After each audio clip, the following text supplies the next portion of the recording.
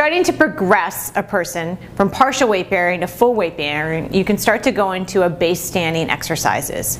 So we're using the standing platform here, and you can see Jeff here is lunging. You can start with a simple lunge, progressing to different arm reaches from the knee to the shoulder to up overhead, changing the lever and the dynamic.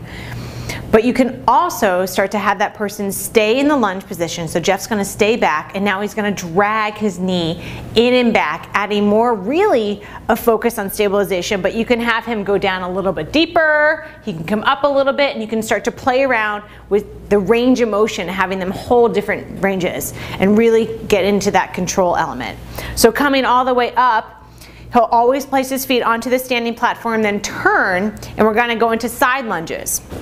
So you can start with the traditional side lunge where the leg on the standing platform, that knee is going to bend. So you can start there. Again, adding in reaches as you feel comfortable or the patient feels comfortable with the movement. Then you can start to add another layer of control. So rather than the knee on the standing platform bending, the knee on the glide board will bend. And I'll stay here, especially as a therapist, and guide the glide board, making sure that it's not going to come out from underneath them. And then slowly come back in. You can just do a simple skater move where you come in and then you bend into the right leg, and then the left leg or the foot on the tower or on the glide board will bend.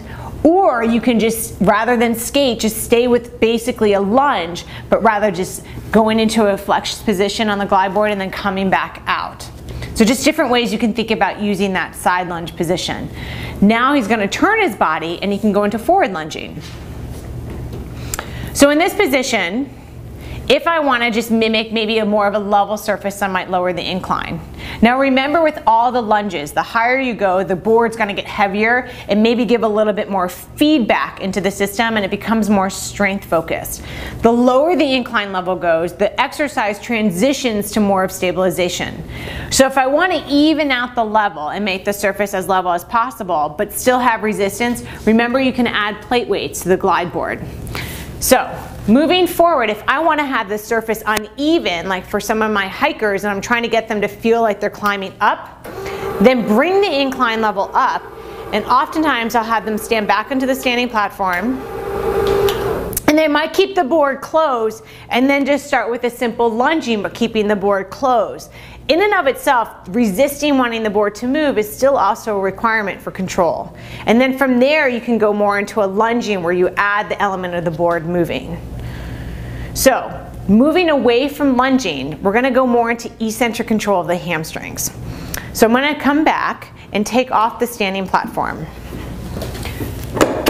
This is one of my favorite exercises because it is hard to get those hamstrings to fire eccentrically, and we know that's a lot how they work in everyday life. So I bring the incline level up, and now the board is horizontal. So I'm bringing the surface up a little bit, making the exercise easier. The incline level is about at 13. I'm going to have Jeff stand, and he'll have his feet a little bit staggered and his hands will be onto the glide board. So I'm bringing the range of motion a little bit further up. And all he's going to do is start with the hip hinge of the body. I'll document my incline level, and then I'll also do two different tweaks. One, I can either change the incline, or I can keep this here and I can start to progress by lowering the glide board. And now I'm encouraging him to go further and further into the range of motion. I can have him hold this position and he can lift and lower this unsupported leg. So it's almost like a warrior 3 in yoga. Now another way you can change this exercise is I'm going to have him turn around. I'm going to bring the board down, but the incline will be up, and I'm going to have him bring his leg back, straight back into an extended position. So now he'll straighten out this leg and he'll go more into hip extension. The board will be at the bottom, and then now I can help guide his pelvis, and he's going to stay straight with the left leg, the knee will be straight, and he's going to go hinging forward with the body, and then he's going to come back up.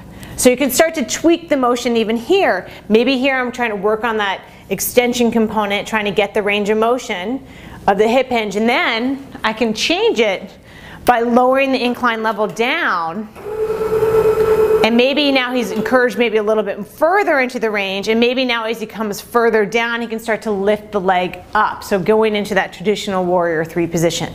So there's some standing exercises to help increase your repertoire.